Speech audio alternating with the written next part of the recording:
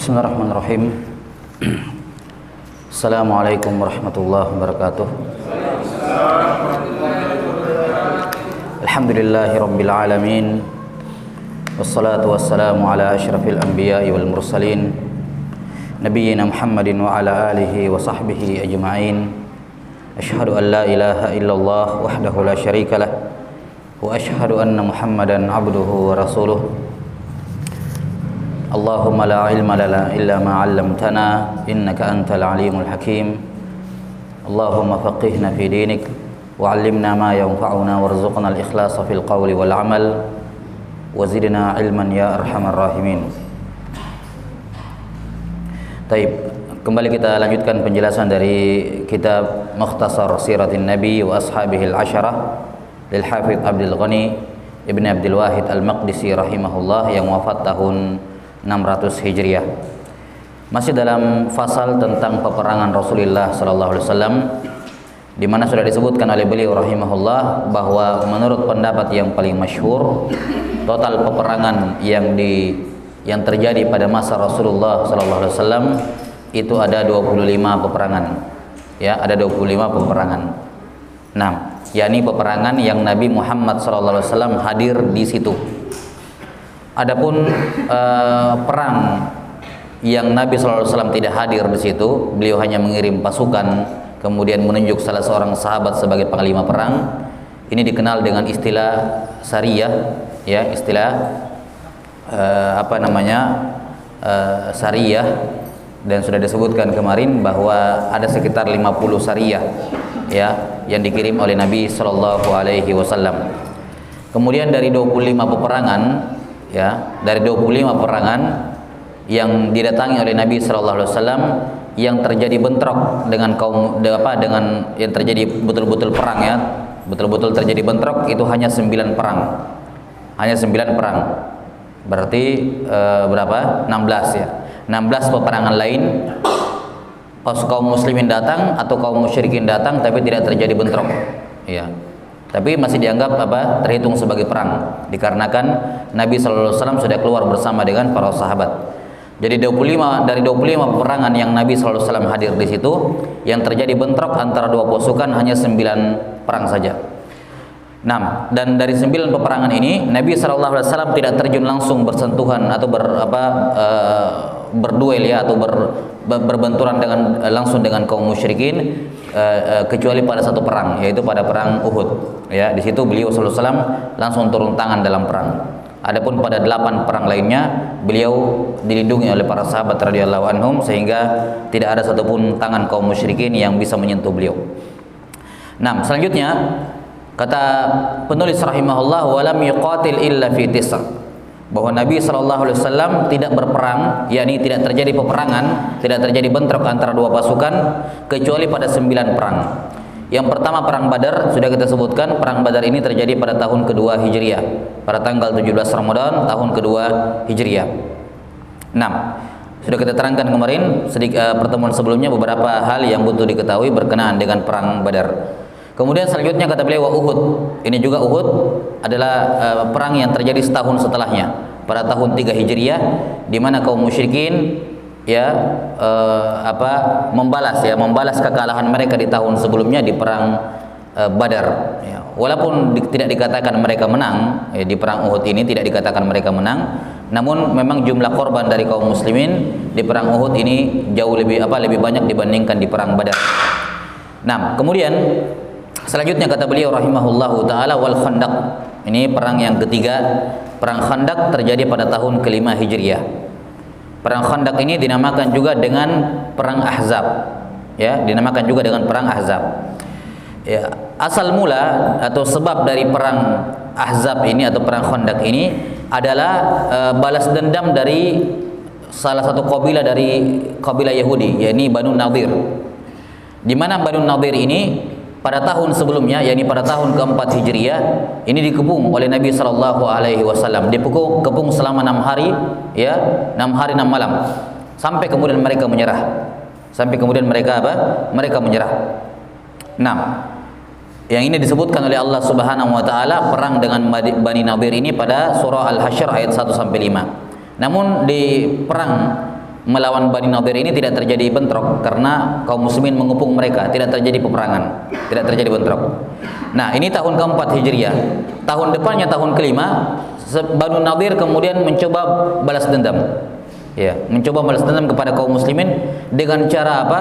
Dengan cara mendatangi suku Quraisy, ya, musyrikin Quraisy dan juga kaum musyrikin di sekitar Arab ketika itu, mencoba menghasut mereka untuk mengadakan persekutuan. Makanya dikenal juga dengan istilah Yaumul Ahzab atau apa? Ghazwatul Ahzab, perang sekutu. Karena di sini suku-suku Yahudi bekerja sama bersekutu dengan suku-suku kaum musyrikin, ya, untuk mengepung Madinah.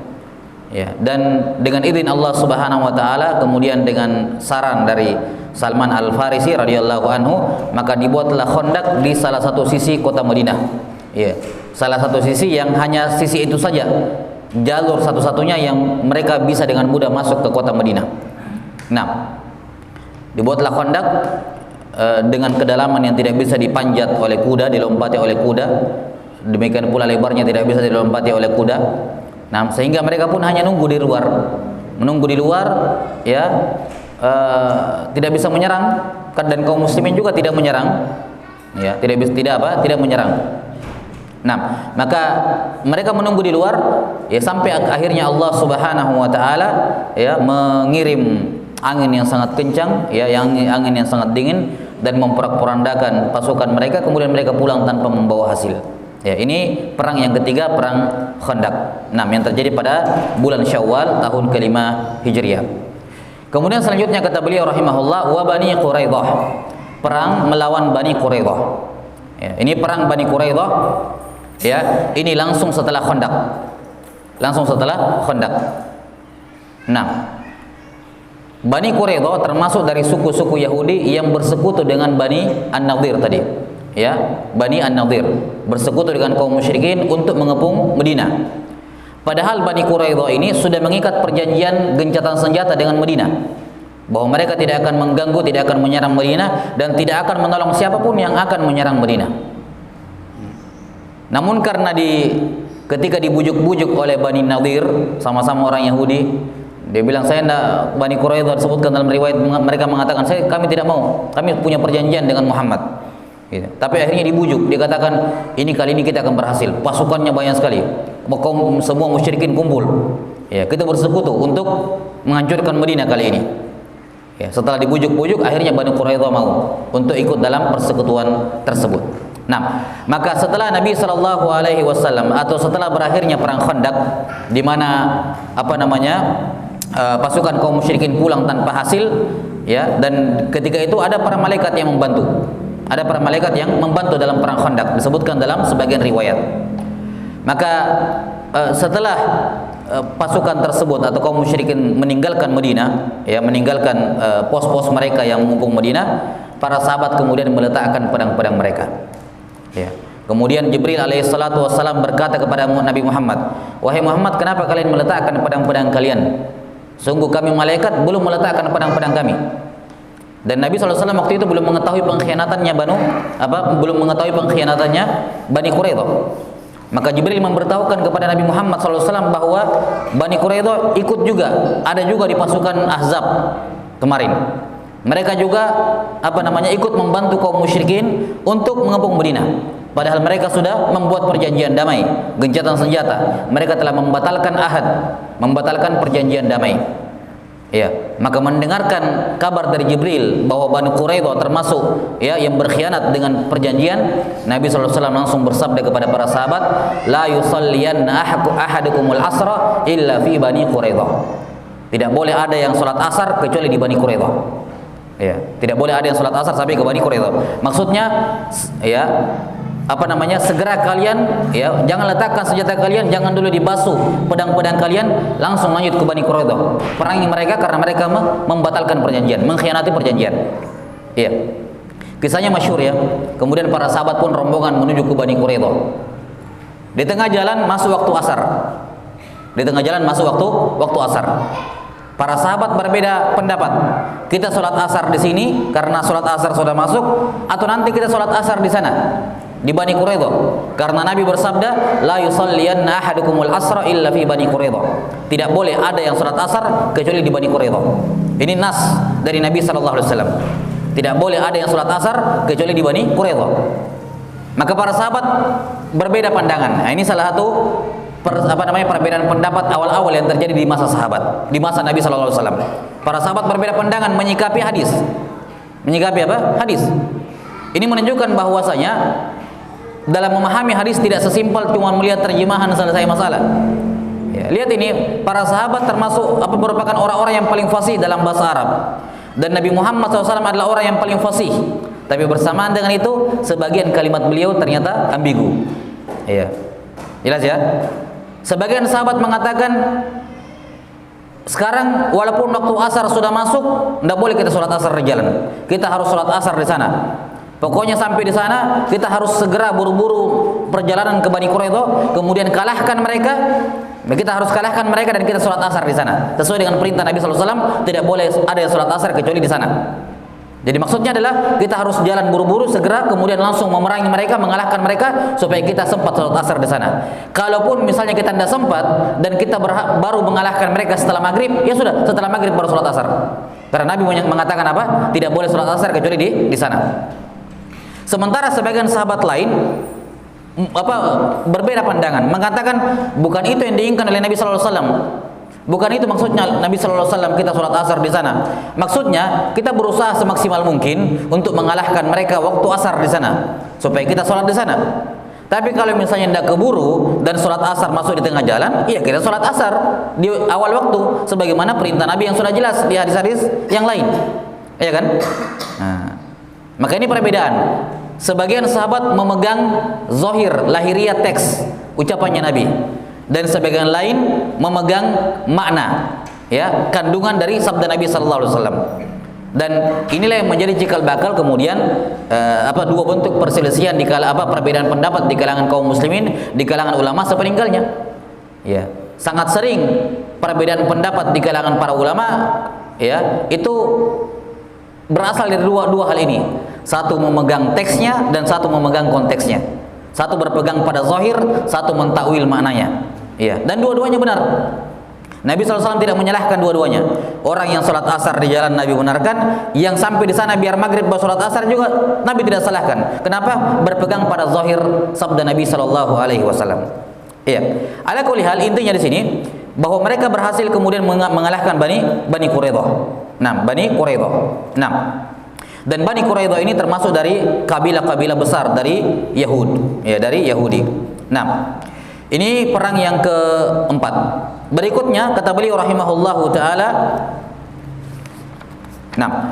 atau sebelumnya berkenaan dengan suku-suku Yahudi, ya, ada tiga kabilah besar, ya, suku besar, ya, dari Yahudi yang mereka membatalkan perjanjian dengan Nabi sallallahu alaihi wasallam.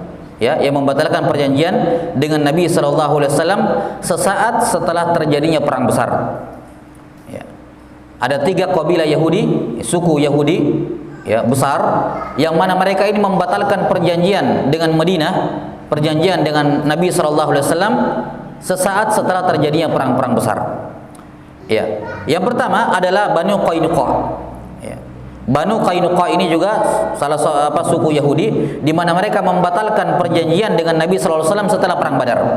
Jadi setelah perang Badar, Banu Qainuqa membatalkan perjanjian dengan Nabi sallallahu alaihi wasallam. Ini di tahun kedua Hijriah setelah perang Badar. Iya. Kemudian Nabi sallallahu alaihi wasallam mengepung mereka selama 15 hari sampai mereka menyerah. Nabi sallallahu alaihi wasallam mengepung mereka selama 15 hari sampai mereka menyerah. Kemudian yang kedua adalah Banu Nadir. Ya, ini Banu Nadir, mereka membatalkan perjanjian dengan Nabi sallallahu alaihi wasallam setelah perang Uhud. Mereka membatalkan perjanjian dengan Nabi sallallahu alaihi wasallam setelah perang Uhud. Dan yang ketiga Bani Quraidah ini. Bani Quraidah mereka membatalkan perjanjian setelah perang Khandaq. Ya. Jadi ini tiga kabilah Yahudi yang mereka semua membatalkan perjanjian dengan Madinah ketika itu setelah terjadinya tiga perang besar dalam sejarah Islam.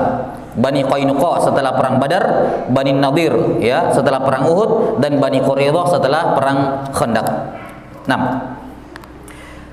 Kemudian selanjutnya kata beliau rahimahullahu taala, pada perang yang kelima, Bani wal Mustaliq. Ya. Ini perang dengan Bani al-Mustaliq. Nah, ini Bani al-Mustaliq adalah suku dari suku-suku musyrikin, bukan Yahudi. Dari suku-suku kaum musyrikin dari Banu Khuza'ah. Nah, perang ini juga dikenal dengan nama perang Al-Muraisi, Ghazwatu Al-Muraisi. Terjadi pada bulan Sya'ban, ya, pada tahun ke-5 Hijriah. Terjadi pada bulan Sya'ban tahun ke-5 Hijriah, dan ada yang mengatakan tahun ke-4 Hijriah, dan ada yang mengatakan tahun ke-6 Hijriah. Yang masyhur perang Bani Al-Mustaliq ini terjadi pada tahun 5 Hijriah. Nah, di perang dengan Banu Al-Mustaliq inilah kaum muslimin juga memperoleh kemenangan, ya, kaum muslimin memperoleh kemenangan, dan di antara tawanan-tawanan perang ketika itu adalah Juwairiyah bintul Haris. Juwairiyah bintul Haris radhiyallahu taala anha, ya, yang kemudian pada akhirnya dinikahi oleh Nabi sallallahu alaihi wasallam dan menjadi ummul mukminin. Menjadi ummul mukminin. Nah, selanjutnya pada perang yang ke-7, yang ke-6 adalah Khaybar. Perang Khaybar. Nah, perang Khaybar ini terjadi 20 hari setelah perang Hudaybiyah, setelah perjanjian Hudaybiyah pada tahun ke-7 Hijriah. Jadi perang Khaybar terjadi 20 hari setelah perjanjian Hudaybiyah. Yang mana perjanjian Hudaybiyah pada tahun ke-7 Hijriah. Pada tahun ke-7 Hijriah. Nah, ini perang Khaybar melawan kaum muslimin, kaum Yahudi menempati Khaybar. Ini Khaybar dulu tanah produktif. Iya, kebun-kebun banyak di situ. Dan ini salah satu kemenangan terbesar kaum muslimin terhadap kaum Yahudi. Ini kampungnya orang Yahudi nih, Khaybar. Ngumpul semua di situ. Iya. Korma dengan semua pertanian, korma, anggur dan semacam ini tanah yang subur di Khaybar. Nah, maka Nabi sallallahu alaihi wasallam ya berperang dengan Yahudi di Khaybar ini, di kota mereka pada tahun ke-7 Hijriah, dan berhasil mengalahkan mereka. Nah, di perang Bani Khaybar inilah, atau di perang Khaybar inilah diharamkan, Nabi sallallahu alaihi wasallam mengharamkan keledai. Ya, Nabi sallallahu alaihi wasallam mengharamkan keledai dan juga mengharamkan nikah mut'ah sampai hari kiamat. Ya, mengharamkan nikah mut'ah sampai hari kiamat. Nah, ini di perang Khaybar. Dan di perang Khaybar ini juga lah Nabi sallallahu alaihi wasallam memakan kambing beracun yang menjadi sebab wafatnya Nabi sallallahu alaihi wasallam. Sudah pernah kita singgung kemarin. Jadi ketika orang-orang Yahudi sudah menyerah, ya, jadi kan kisahnya Khaybar ini ketika mereka menyerah, Nabi sallallahu alaihi wasallam menyuruh mereka, mengusir mereka dari kampung mereka. Ya. Mereka hanya boleh membawa perlengkapan seadanya keluar dari Khaybar. Dibebaskan oleh Nabi sallallahu alaihi wasallam, diusir dari kampung mereka. Nah, kemudian kaum muslimin tinggal di sana, ya, tinggal di sana beberapa malam. Nah, di suatu malam ada seorang wanita Yahudi, ya. Saya nggak ingat apakah dia pura-pura masuk Islam atau tidak, ya. Yang jelas dia ini kemudian membakar, ya, memanggang seekor kambing karena dia tahu bahwa Nabi Muhammad SAW itu suka kambing. Nah, kemudian dia meracuni semua semua tubuh kambing tersebut diracuni, ya. Tapi yang paling banyak racunnya di bagian kaki depannya. Kenapa? Karena ma'ruf bahwa Nabi SAW itu paling suka bagian depan, kaki kambing bagian depan. Ya, karena itu daging yang paling sehat, paling cepat matang dan lebih jauh dari tempat kotoran. Makanya Nabi SAW lebih suka kaki depan dari kambing. Dia tahu itu, ya, perempuan Yahudi ini tahu. Iya, maka dia pun menaburi racun paling banyak di kaki depan kambing tersebut. Kemudian dihidangkan kepada Nabi sallallahu alaihi wasallam. Ya, dihidangkan kepada Nabi sallallahu alaihi wasallam, dan banyak sahabat yang makan juga ketika itu, ya. Seingat saya satu orang sahabat yang meninggal karenanya, dan karena itulah perempuan ini kemudian dikisos, dihukum mati. Bukan karena meracuni Nabi, tapi karena membunuh salah seorang sahabat itu yang juga makan kambing tersebut bersama Nabi sallallahu alaihi wasallam. Nah, dan kita tahu bahwa ketika Nabi sallallahu alaihi wasallam sudah memakan daging tersebut, barulah diberitahu oleh Jibril bahwa di situ ada racun. Dan ini sudah menjadi sunatullah, menjadi sebab kematian Nabi sallallahu alaihi wasallam. Ya. Dan ini sudah tahun ke-7 Hijriah. Beliau meninggal tahun Berapa Hijriah? Tahun ke berapa Hijriah meninggal? Tahun 11, bulan Rabiul Awal. Rabiul Awal tahun ke-11, berarti 4 tahun ya. Ya, ini tahun ke-7 Hijriah. Nah, Allah Subhanahu wa taala berfirman, "Wallahu ya'simuka minan nas." Allah Subhanahu wa taala melindungi kamu dari manusia. Ketika ayat ini turun dan Allah taala menjamin bahwa Nabi Muhammad SAW tidak akan mungkin dibunuh oleh siapapun. Ya. Dulu sebelum ayat ini turun, ketika perang selalu ada sahabat yang berjaga di depan tenda Nabi. Beliau istirahat atau sedang safar sehingga di tengah jalan buat tenda, selalu ada sahabat bergantian menjaga tenda Nabi sallallahu alaihi wasallam. Dulu. Tapi ketika turunnya ayat ini, wallahu ya'simuka minan nas, Allah yang menjaga kamu dari gangguan manusia, maka Nabi SAW melarang para sahabat lagi untuk menjaga. Yani Allah sudah menjaga beliau, maka tidak perlu lagi penjagaan dari manusia.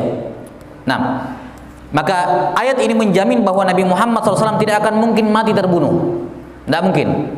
Makanya ketika beliau menelan racun ini, Allah Subhanahu wa taala melindungi beliau. Dengan cara apa? Racun tersebut diisolir oleh Allah Subhanahu wa taala supaya tidak mengalir sampai ke jantung beliau. Ditahan oleh Allah taala ya, sehingga racun tersebut tidak mengalir ke jantung beliau. Ditahan tahun ke-7 sejak makan, tahun ke-8, 9, 10, pas tahun ke-11 ya, pas tahun ke-11 sekitar ada yang menyebutkan sebulan atau 2 pekan, ada yang menyebutkan 2 pekan. 2 pekan sebelum wafat, disinilah saatnya apa? Wafatnya Nabi sallallahu alaihi wasallam. Allah kemudian melepaskan racun tersebut menjalar ke tubuh beliau dan menyerang jantung beliau sallallahu alaihi wasallam. Jadi di sini tidak bisa kita katakan beliau mati karena terbunuh, karena racun, karena ya walaupun ada bekas-bekasnya, yakni ada pengaruh-pengaruhnya, tapi ini tidak bertentangan dengan ayat. Jadi mungkin ada yang bertanya, bagaimana mungkin Allah mengatakan Nabi Muhammad dilindungi dari pembunuhan, tapi beliau meninggal karena racun? Kita katakan tidak langsung mati di situ. Jadi meninggalnya tidak bisa dikatakan karena racun, karena racun tersebut tidak langsung membunuh beliau saat itu. Ya. Namun ya namanya manusia pasti akan mati dan itu dijadikan sebagai sebab. Ya, dijadikan sebagai sebab. Makanya 2 pekan sebelum wafatnya beliau, Allah pun melepaskan penjagaannya. Racun tersebut kemudian mulai menyerang beliau dan yang paling beliau rasa sakitnya adalah di kepala. Ya, sampai diikat dengan keras oleh Ali bin Abi Thalib, dikencangkan saking sakitnya kepalanya. Ya, sallallahu alaihi wasallam. Taib. Kemudian ini perang yang ke-6 ya, perang Khaybar. 6. Dan di perang Khaybar inilah Umar bin Khattab radhiyallahu anhu membawa juga mendapatkan bagian kebun korma yang luas yang kemudian beliau wakafkan di jalan Allah Subhanahu wa taala. Yang sebagai salah satu dalil akan pensyariatan wakaf dalam Islam. Ya. Kemudian selanjutnya kata beliau rahimahullahu taala, pada perang yang ke-7 wafathu Makkah. Ya, direbutnya kembali kota Makkah dari tangan kaum musyrikin. Nah, dan ini terjadi pada tahun 8 Hijriah. Terjadi pada tahun 8 Hijriah. Nah, dan ketika terjadi Fathu Makkah ini, ya sudah kita sebutkan kemarin, ini merupakan salah satu tanda dekatnya kematian Nabi sallallahu alaihi wasallam. Nah, Allah Subhanahu wa taala berfirman, "Idza jaa nasrullahi wal fath wa ra'aitan nasa yadkhuluna fi dinillahi afwaja." Wahai Muhammad, kalau engkau sudah melihat pertolongan Allah dan al-Fatah, kemenangan. Yang dimaksud Fatah di sini adalah Fathu Makkah pada tahun 8 Hijriah. Ya. Sementara Fatah yang tersebut dalam surah Al-Fatah, Inna fatahna laka fatham mubina, Fatah yang dimaksud di situ adalah perjanjian Hudaybiyah di tahun ke-6. Jadi bukan Fathu Makkah. Jelas ya?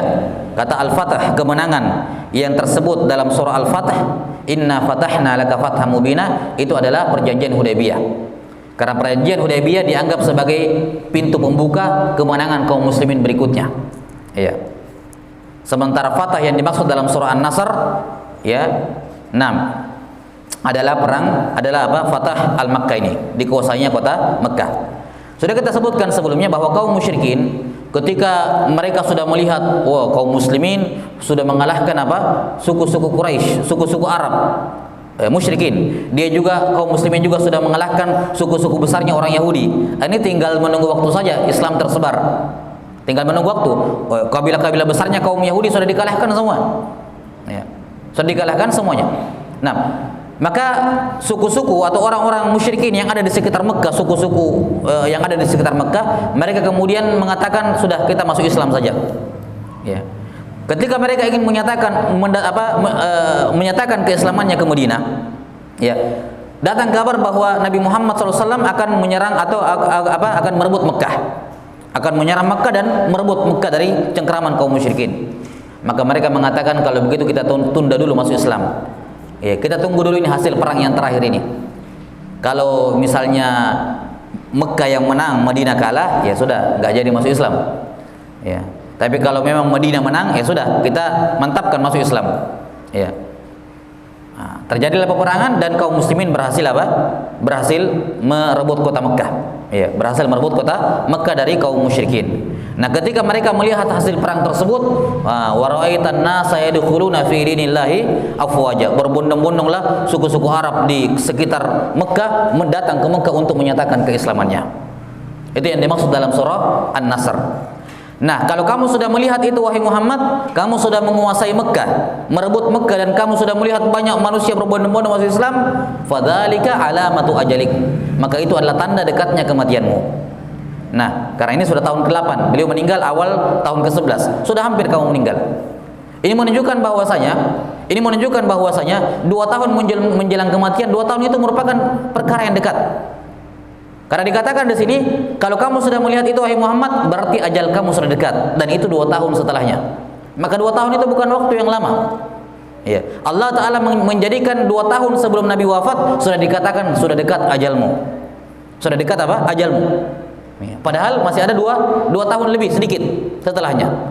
Ya. Nah, maka karena ajal kamu sudah dekat wahai Muhammad, karena ajal kamu sudah dekat, fasabbih bihamdi rabbika wastaghfir.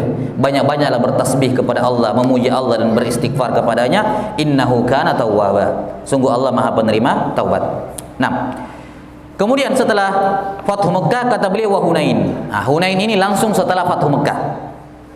Langsung setelah Fathu Mekah. Nah, di mana Hunain ini ya dikenal juga dengan Ghazwatu Autas dan dikenal juga dengan Ghazwatu Hawazin, karena ini adalah suku Quraisy atau suku musyrikin yang menjadi lawan beliau dalam perang Hunain ini, yakni Bani Al-Hawazin. Bani Hawazin. Mereka bertemu di daerah Autas. Nah, ketika Nabi Sallallahu Alaihi Wasallam setelah merebut Mekah dan banyak kaum musyrikin yang kemudian berbondong-bondong masuk Islam, Nabi Sallallahu Alaihi Wasallam kemudian menyuruhkan bahwa setelah ini kita akan berperang dengan Banu Hawazin. Ketemunya di daerah Autas, yakni di daerah Hunain. Ya, makanya dikenal dengan istilah perang Hunain. Maka Nabi Sallallahu Alaihi Wasallam ketika itu kekurangan personil, karena pasukan yang akan dilawan ini lebih besar, kekurangan personil. Maka Nabi Sallallahu Alaihi Wasallam kemudian merekrut kaum orang-orang yang mu'allaf ini, yang baru-baru masuk Islam. Ya. Karena banyak orang yang masuk Islam, banyak juga yang kemudian menyatakan mendaftarkan diri untuk ikut perang. Ya. Jumlah pasukan kaum muslimin ketika itu banyak. Ya. Nah, dan sebagaimana yang sudah disebutkan sebelumnya bahwa sudah menjadi sunnatullah kaum muslimin itu tidak pernah menang telak kalau pasukannya banyak. Ya. Termasuk dalam perang Hunain ini. Di perang Hunain pasukannya kaum muslimin banyak, tapi mereka hampir kalah. Ya. Bahkan khilaf. Ya, kisahnya masyhur ya.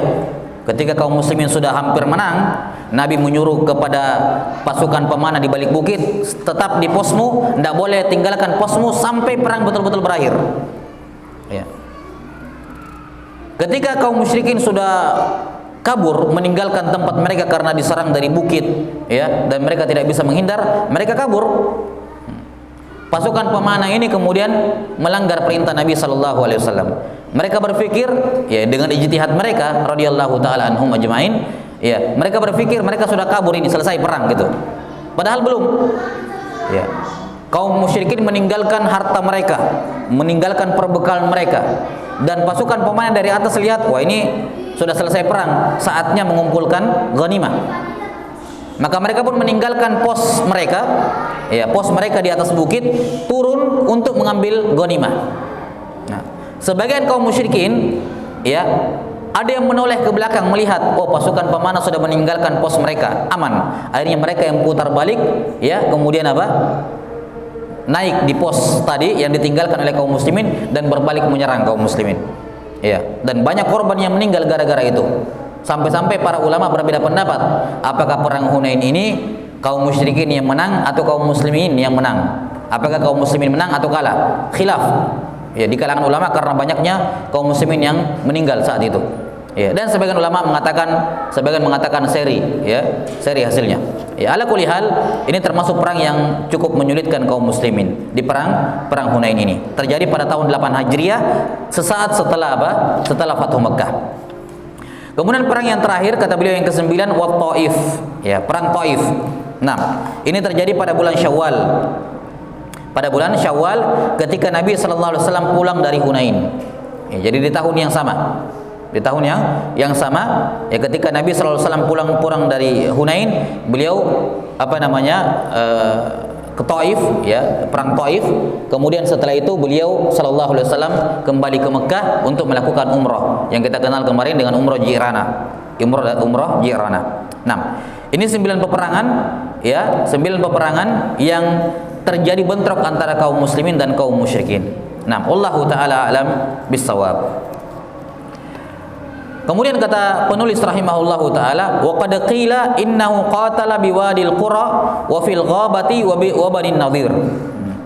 Ada juga pendapat yang mengatakan bahwa selain 9 perang ini terjadi juga bentrok antara kaum muslimin dengan kaum musyrikin atau dengan lawannya pada 3 perang yang lain, yaitu perang Wadil Qura, kemudian perang Al-Ghabah, dan juga perang Bani An-Nadhir yang terjadi pada tahun keempat Hijriah. Tapi ini pendapat yang lemah, ya, yang masyhur bahwa bentrok di antara kaum muslimin dengan lawan mereka itu hanya pada 9 perang ini. Hanya pada 9 perang ini. Nah, wallahu taala alam bissawab. Nah, saya kira cukup, ini selesai pembahasan berkenaan dengan ghazawat, ya, perang Rasulullah sallallahu alaihi wasallam.